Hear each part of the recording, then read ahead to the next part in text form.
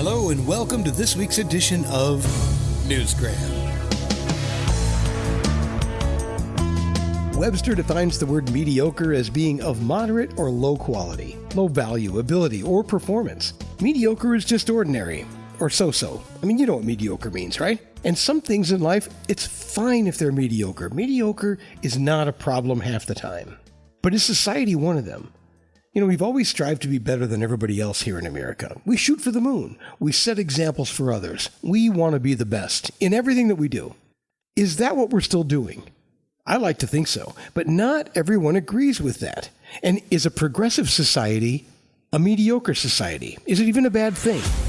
Ralph Saucier has just written a book that addresses all of these things. He takes a look at these questions, the societal changes that have taken place over the past 120 years, as well as the presidents responsible for them. I've followed politics. I've followed different presidents since Eisenhower. And as the years went by, I've seen the citizens of the United States getting more, but although they may have earned more, it was going back to the government. And I don't think people totally realize that. And the message of the book was basically to bring out all the different programs that have come out in the past 100, 120 years to show where their money is going and do they want to continue doing that.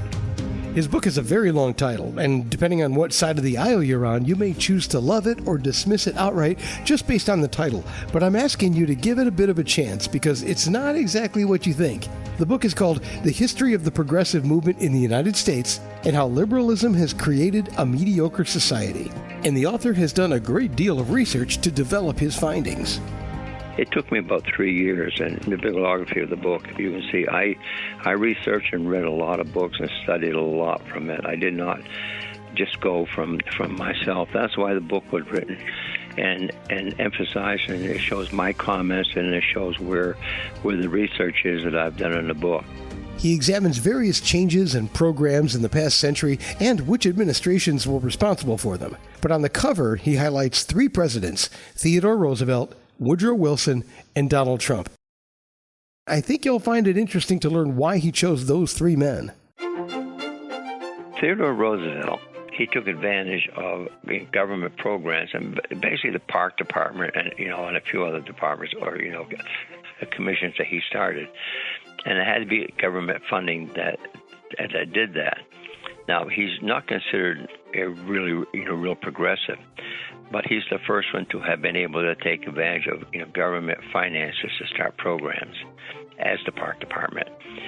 Woodrow Wilson, if you read my book and go through it, he is the father of progressiveness. He came out one program after another, and basically in 1913, he started the 16th Amendment.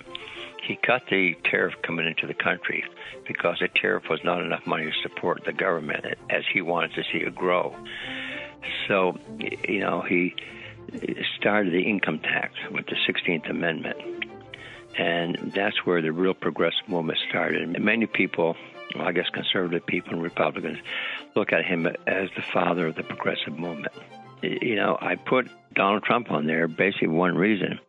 He created a lot of programs, but what a lot of people do not realize that are real strong supporters of Donald Trump, all these things that he did, it did cost money, and the deficit in this country did rise, but it was pretty well covered by the way he did the income tax break for people, and he continued to have a lot of different programs, and they're good programs, some of them, but the fact is they did cost us money. So Donald Trump's background, although he was a Republican, if you check his history, he was a pretty diehard Democrat, so that's the reason the 3 are on there. Just to be clear, these aren't the only 3 presidents he talks about in the book. He takes it all the way back to 1900. It basically covers 120 years. If you look at the book and go through each one of the presidents I did cover, you'll find out which president carried this country more into the progressive movement, into different programs. And each one of the presidents called their program something different. He goes through each administration and he takes a look at the programs that defined them. For example, Teddy Roosevelt loved the outdoors, so he was the first president to involve the federal government in protecting and preserving the environment. Some people like to credit President Obama for that, and while he did do quite a bit, it started much earlier. He also talks about Woodrow Wilson. Before Wilson, there was an income tax, and it started to realize you could tax the people, and it continued through the years to get worse and worse. Woodrow Wilson, with all his programs, and there are numerous programs, if you go through the book on chapter 4, that he brought in as many programs as he could. But what he found out at the end of his presidency is that he only needed money to sponsor these programs, because the tariff was 40% at the time, and he dropped it to 25%. But he needed to make up that that dollar. So he created the income tax, and that income tax, of course, paid for the programs. And according to Ralph, many of the programs he created have been taken advantage of. None of these programs are free. A lot of people say, oh, gee, look, I'm getting this from the government. I'm going to get this, I'm going to get that. Somebody's got to pay for it. And who's going to pay for it? It's going to be the American people. And that's basically the strong message that I put across. And also, where do they fit in on this? Do they want to keep paying for it? Or do they just feel like, hey, it's got to stop somewhere? So essentially, he's saying the more programs we have, the less freedom we have. Ralph makes a rather provocative point at the end of his book, and that is, the more the government gives, the more they want, and the more they get, the more we lean toward socialism. Is that true? Is it bad? I guess that's up to you. What's interesting is the history of it all. Taking a look at history is a great way to see where we've been, where we are, and where we're going, good or bad. Currently, we are dealing with some serious inflation and a record high deficit. And I'm not an economist, but I can tell you that it has to stop somewhere. America cannot continue to keep printing money and expect to have a strong economy. And I'll say it again, it's got to stop somewhere. The important thing, after reading this book, you have to ask a major question.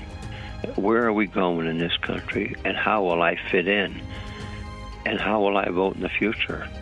And it's actually, what is it that I want for myself, my family, and my country?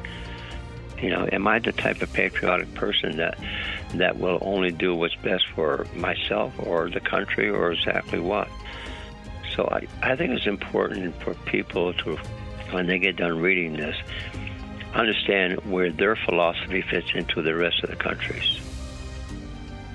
One of the great things about our government is that it changes every 4 years. Take a look at Ralph's book, The History of the Progressive Movement in the United States and How Liberalism Has Created a Mediocre Society, by Ralph E. Saucier Sr. Evaluate the policies and programs that have brought us to this point in history and decide for yourself how you feel about them. Which ones are important to you? Something to think about. And that will do it for this edition of Newsgram from webtalkradio.com.